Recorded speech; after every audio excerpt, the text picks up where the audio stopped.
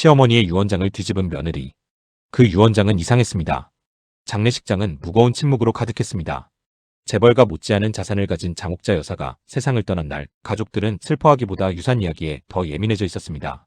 특히 장옥자의 아들 서병욱은 어머니가 남긴 유언장만 기다리고 있었습니다. 어머니 재산은 당연히 제 겁니다. 그는 이미 그렇게 확신하고 있었습니다. 반면 며느리 김지수는 조용히 검은 옷깃만 만지고 있었습니다. 결혼 후 12년 동안 김지수는 시어머니 장옥자에게 사람 이하의 취급을 받아왔습니다.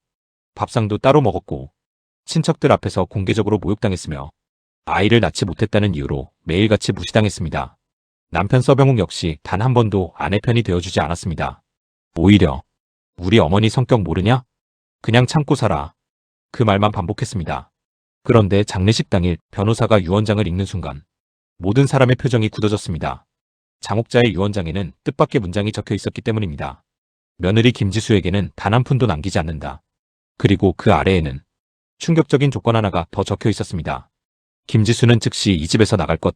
순간 친척들은 수군거리기 시작했고 서병욱은 비웃듯 고개를 들었습니다. 들었죠? 이제 끝났네요. 하지만 그 순간에도 김지수는 이상할 만큼 담담했습니다. 오히려 천천히 자리에서 일어나 변호사를 바라보며 조용히 말했습니다. 변호사님, 이제 진짜 유언장을 공개하시죠. 그 한마디에 장례식장 공기가 얼어붙기 시작했습니다.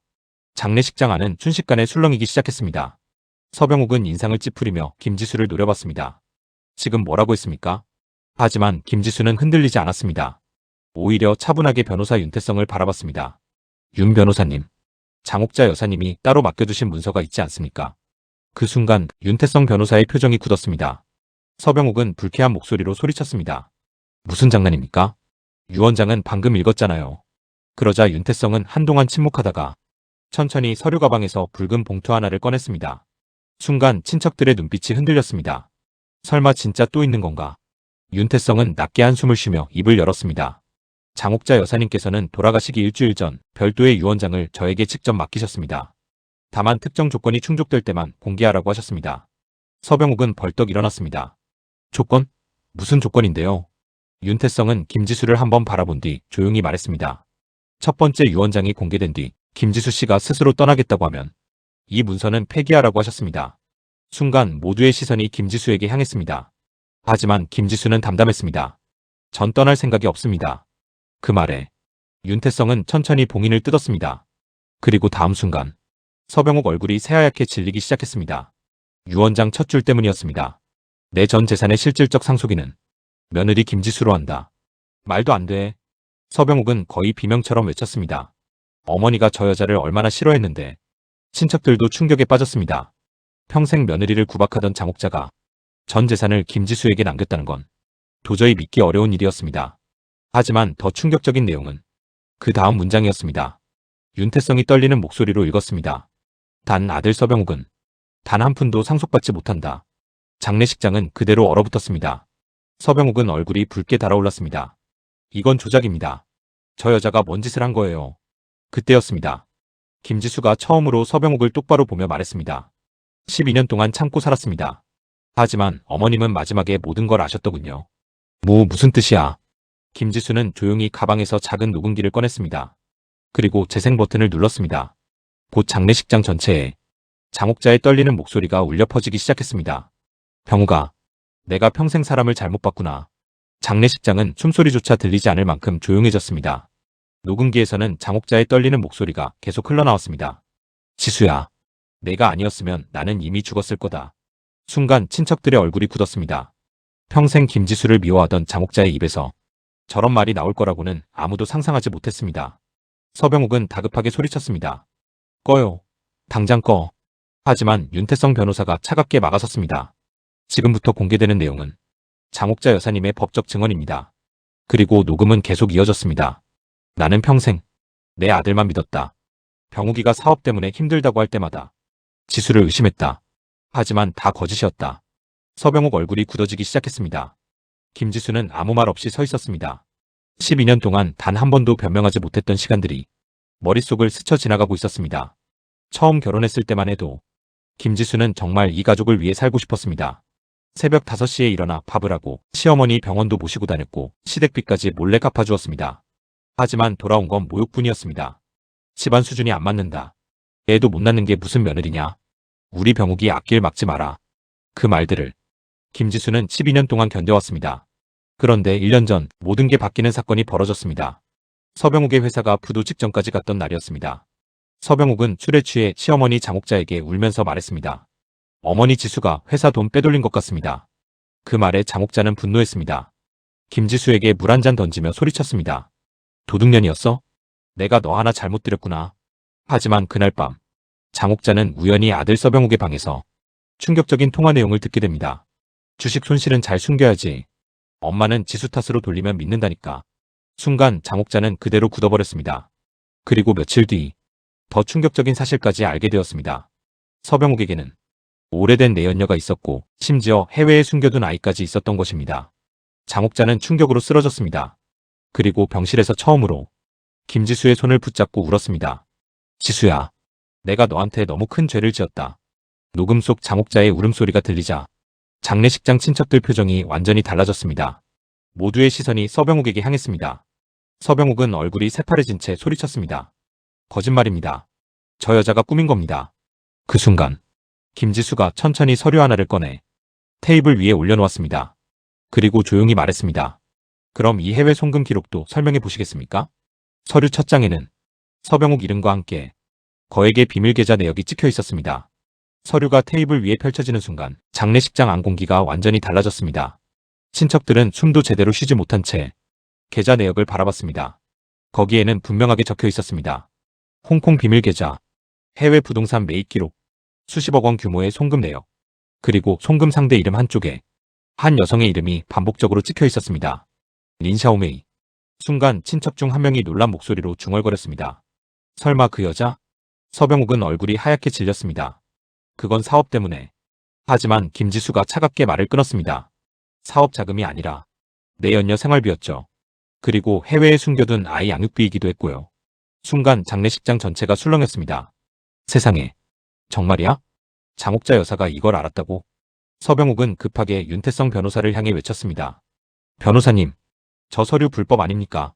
윤태성은 냉정하게 대답했습니다. 장옥자 여사님께서 직접 조사 의뢰하신 자료입니다. 그 말에 서병욱 다리가 휘청거렸습니다. 김지수는 천천히 서병욱 앞으로 걸어갔습니다. 12년 동안 늘 고개 숙이고 서 있던 며느리가 아니었습니다. 처음으로 당당하게 남편 눈을 바라봤습니다. 전부 어머님이 직접 확인하셨습니다. 지수야, 당신까지 왜 이래? 서병욱은 다급하게 손을 뻗었지만 김지수는 차갑게 물러섰습니다. 그 모습에 친척들도 점점 눈치를 채기 시작했습니다. 그동안 거짓말을 해온 사람이 누구였는지 말입니다. 사실 김지수는 이미 오래전부터 알고 있었습니다. 남편의 외도도 숨겨진 아이도 시댁돈을 빼돌린 일도. 하지만 참았습니다. 시어머니 장옥자가 병들어가는 모습을 보며 차마 집안을 깨고 싶지 않았기 때문이었습니다. 그런데 마지막 순간 장옥자는 병실에서 김지수 손을 붙잡고 이렇게 말했었습니다. 지수야, 이제 더는 참지 마라. 그리고 그날 장옥자는 김지수에게 금고 열쇠 하나를 건넸습니다. 김지수는 조용히 가방 속 작은 황금 열쇠를 꺼냈습니다. 친척들의 시선이 한꺼번에 쏠렸습니다. 윤태성 변호사가 낮게 말했습니다. 장옥자 여사님의 개인 금고 열쇠입니다. 서병욱이 소리쳤습니다. 안 됩니다. 그건 우리 어머니 금고예요. 하지만 윤태성은 단호했습니다. 현재 법적 상속인은 김지수 씨입니다. 그리고 잠시 뒤 장례식장 뒤편 작은 금고가 열렸습니다. 철컥. 문이 열리는 순간 안에 들어있던 서류 뭉치와 USB가 모습을 드러냈습니다. 윤태성이 가장 위 문서를 펼쳐보는 순간 그의 표정이 굳어졌습니다. 이건? 김지수가 조용히 물었습니다. 무슨 내용입니까? 윤태성은 천천히 고개를 들었습니다. 그리고 떨리는 목소리로 말했습니다. 서병욱 씨 회사 명의의 불법 차명 재산 목록입니다. 장례식장은 완전히 뒤집혔습니다. 친척들은 서로 얼굴만 바라봤고 서병욱은 다급하게 앞으로 달려들었습니다. 그 문서 내놔요. 하지만 윤태성 변호사가 먼저 서류를 뒤로 물렸습니다. 접근하지 마십시오. 그건 우리 집 재산입니다. 그러자 윤태성은 싸늘하게 대답했습니다. 아닙니다. 현재 이 모든 자료는 김지수 씨에게 상속된 자산입니다. 서병욱 얼굴이 일그러졌습니다. 김지수는 조용히 금고 안을 바라봤습니다. 그 안에는 단순한 재산 문서만 있는 게 아니었습니다. 차명 부동산 계약서, 해외 페이퍼 컴퍼니 자료, 불법 송금 기록, 그리고 내부 회계장부. 모든 것이 정리되어 있었습니다.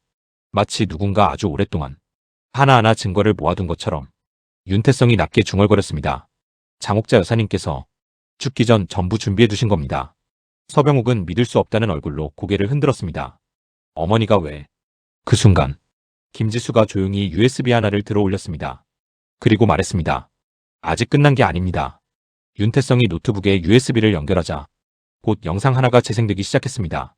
화면 속에는 병실 침대에 누워있는 장옥자가 보였습니다. 산소호흡기를 낀 채였지만 눈빛만큼은 놀라울 정도로 또렷했습니다. 영상 속 장옥자는 천천히 입을 열었습니다. 병우가, 내가 이 영상을 보고 있다면 난 이미 죽었겠구나. 순간 서병욱 표정이 굳었습니다. 난 평생 내 아들이 최고인 줄 알았다. 하지만 마지막에 알게 됐다. 내가 괴롭힌 사람은 지수가 아니라 바로 너였다는 걸. 장례식장은 숨조차 쉬지 못할 만큼 조용해졌습니다. 장옥자는 떨리는 목소리로 말을 이어갔습니다. 지수는 12년 동안 한 번도 날 원망하지 않았다. 내 병원비도, 시댁빚도 전부 지수가 몰래 해결했다. 친척들 눈빛이 흔들리기 시작했습니다. 몇몇은 이미 서병욱을 노골적으로 노려보고 있었습니다. 하지만 진짜 충격은 그 다음 말이었습니다. 장옥자는 힘겹게 숨을 몰아쉰 뒤 말했습니다. 병우가, 내 회사 안 망한 이유도 사실 지수 덕분이다. 서병욱 얼굴이 굳었습니다. 김지수는 아무 말 없이 눈을 감았습니다. 그날 기억이 떠올랐기 때문입니다. 2년 전 서병욱 회사는 사실 완전히 끝난 상태였습니다. 수백억 손실과 투자 실패로 당장 다음날 부도 기사가 나와도 이상하지 않았습니다. 그때 김지수는 자신의 개인 자산을 몰래 정리해 회사를 살렸습니다. 하지만 서병욱은 그 사실조차 몰랐습니다. 아니, 알고도 모른 척했습니다. 그리고 모든 공을 자기 것으로 돌렸습니다. 영상 속 장옥자는 눈물을 흘리며 말했습니다. 난 죽기 전에 알았다. 진짜 가족은 지수였다는 걸. 그 순간 서병욱이 갑자기 소리치며 노트북을 덮어버렸습니다. 그만해. 쾅. 장례식장이 얼어붙었습니다. 서병욱은 숨을 거칠게 몰아쉬며 김지수를 노려봤습니다. 그리고 이를 갈며 말했습니다. 너 처음부터 이 집 재산 노리고 들어왔지? 그 말에 김지수 표정이 처음으로 차갑게 굳었습니다. 그리고 아주 조용히 입을 열었습니다. 그럼 이제 제 재산 이야기도 해볼까요? 장례식장은 숨막힐 만큼 조용했습니다. 모두의 시선이 김지수에게 쏠렸습니다. 서병욱은 비웃듯 말했습니다. 당신 재산? 지금까지 우리 집에서 얹혀 살던 사람이? 그 말에 몇몇 친척들도 어색하게 웃었습니다. 12년 동안 김지수는 늘 수수한 옷차림이었고 직업도 없는 전업주부처럼 살아왔기 때문입니다. 하지만 김지수는 흔들리지 않았습니다. 오히려 조용히 윤태성 변호사에게 고개를 돌렸습니다. 준비해주세요. 윤태성이 천천히 검은 서류철 하나를 꺼냈습니다. 그리고 첫 장을 펼치는 순간 친척들 표정이 굳어졌습니다. 거기엔 믿을 수 없는 이름이 적혀 있었습니다. 천윤그룹 최대 개인 주주 김지수. 순간 장례식장이 술렁였습니다. 천윤그룹? 설마 그 아시아 최대 투자회사? 말도 안 돼. 서병욱 얼굴이 순식간에 굳었습니다. 천윤그룹은 중국과 홍콩 금융시장을 움직이는 초거대 기업이었습니다. 서병욱 회사 따위와는 비교도 되지 않는 규모였습니다. 김지수는 담담히 말했습니다. 결혼 전에 이미 가지고 있던 지분입니다. 거짓말. 서병욱 입술이 떨렸습니다. 그때 윤태성이 추가 서류를 펼쳤습니다. 해외 부동산 보유 내역, 글로벌 투자법인 자료, 수천억 규모의 자산 보고서. 친척들 얼굴이 새파래졌습니다. 그동안 자신들이 무시하던 며느리가 상상조차 못할 재력을 가진 사람이었던 것입니다. 서병욱은 믿지 못하겠다는 듯 소리쳤습니다. 그럼 왜 지금까지 숨긴 거야? 김지수는 잠시 침묵했습니다. 그리고 조용히 대답했습니다. 사람을 돈으로 판단하는 가족인지 보고 싶었으니까요. 그 말에 친척들 얼굴이 굳어졌습니다. 사실 김지수는 결혼 당시 아버지에게 한 가지 약속을 했었습니다. 재산 숨기고 살아보겠습니다. 절 진심으로 사랑하는 사람인지 보고 싶어요. 하지만 결과는 참혹했습니다. 시댁은 그녀를 하녀처럼 부렸고 남편은 외도를 했으며 시어머니는 평생 며느리를 짓밟았습니다. 그런데도 김지수는 떠나지 않았습니다. 왜냐하면 병든 시아버지가 죽기 전 그녀 손을 붙잡고 남긴 말 때문이었습니다. 지수야, 이 집안 마지막 양심은 너다. 그 말 하나로 김지수는 끝까지 가족을 지키려 했습니다. 하지만 이제는 달랐습니다. 장옥자의 마지막 유언이 모든 걸 끝내버렸기 때문입니다. 그때였습니다. 윤태성이 또 다른 서류를 꺼냈습니다. 그리고 마지막으로 그는 천천히 서병욱 앞에 서류를 내려놓았습니다. 서병욱이 확인한 순간 얼굴이 하얗게 질렸습니다. 서병욱 대표 횡령 및 배임 수사 개시 통보서. 친척들이 충격에 숨을 삼켰습니다. 김지수는 차갑게 서병욱을 바라보며 말했습니다. 어머님이 돌아가시기 전 직접 수사 의뢰하셨습니다. 서병욱은 떨리는 손으로 서류를 붙잡았습니다. 지수야, 잠깐 우리 얘기 좀 하자. 하지만 김지수 눈빛은 이미 완전히 변해 있었습니다. 12년 동안 참고 살던 며느리의 눈빛이 아니었습니다.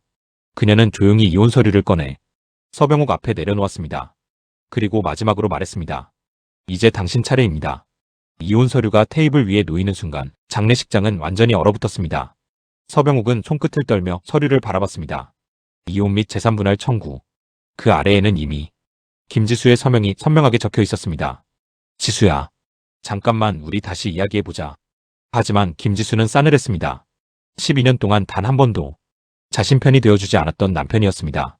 시어머니에게 욕을 먹을 때도, 억울한 누명을 썼을 때도, 아이 문제로 모욕당할 때도 서병욱은 늘 이렇게 말했습니다.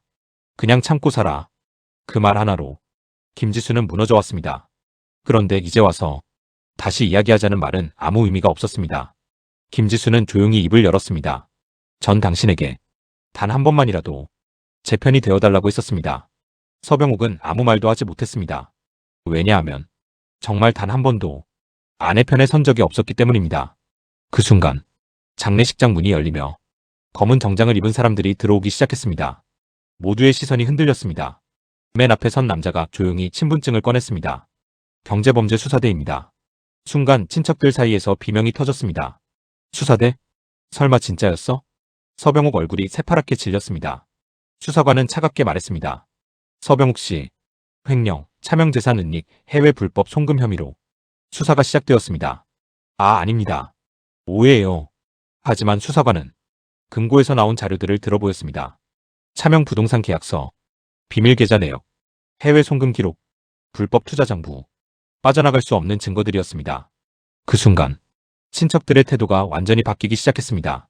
조금 전까지만 해도 서병욱 편에 서 있던 사람들이 슬금슬금 거리를 두기 시작한 것입니다. 난 저 일 몰랐어요. 형님이 혼자 한 겁니다. 김지수는 그 모습을 조용히 바라봤습니다. 불과 몇 시간 전까지 자신을 비웃던 사람들이었습니다. 그런데 권력이 바뀌자 모두 얼굴을 바꾸고 있었습니다. 그때 신우이 서미란이 갑자기 김지수 앞에 무릎을 꿇었습니다. 언니, 아니 형님. 제가 잘못했어요. 김지수는 가만히 내려다봤습니다. 서미란은 과거 누구보다 자신을 괴롭히던 사람이었습니다. 애도 못 낳는 여자. 우리 집 수준 떨어진다. 그 독한 말들을 김지수는 아직도 기억하고 있었습니다. 하지만 지금 서미란은 울고 있었습니다. 제발 우리 좀 살려줘요. 김지수는 한동안 아무 말이 없었습니다. 그리고 아주 조용히 말했습니다. 전 이미 수없이 살려드렸습니다. 순간 서미란 얼굴이 굳었습니다. 맞는 말이었기 때문입니다. 시댁 빚을 갚아준 것도 김지수였고, 서병욱 회사 부도를 막아준 것도 김지수였으며, 장옥자 병원비를 끝까지 낸 것도 김지수였습니다. 하지만 그 누구도 그녀에게 고맙다고 말하지 않았습니다. 오히려 더 짓밟았습니다. 그때였습니다. 수사관 한 명이 다가와 조용히 윤태성에게 말했습니다. 추가 체포 대상이 있습니다. 윤태성 표정이 굳었습니다. 누구죠? 수사관은 서류를 넘긴 뒤 천천히 고개를 들었습니다. 그리고 장례식장 안 사람들을 바라보며 말했습니다. 장옥자 여사님 사망 직전 유언장 위조 시도가 있었습니다. 순간 모든 시선이 한 사람에게 향했습니다. 바로 서미란이었습니다.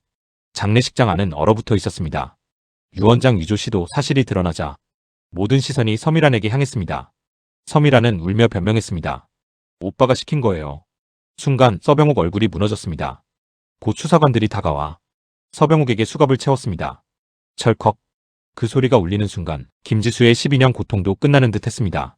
서병욱은 마지막까지 애원했습니다. 지수야, 한 번만 기회를 줘. 하지만 김지수는 담담하게 말했습니다.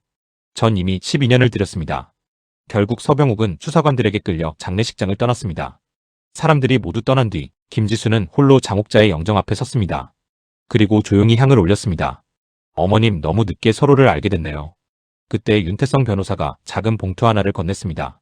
장옥자 여사님께서 마지막으로 남기신 편지입니다. 편지 안에는 짧은 글이 적혀 있었습니다. 지수야, 넌 내 며느리가 아니라 내 딸이었다. 미안하다. 그리고 고맙다.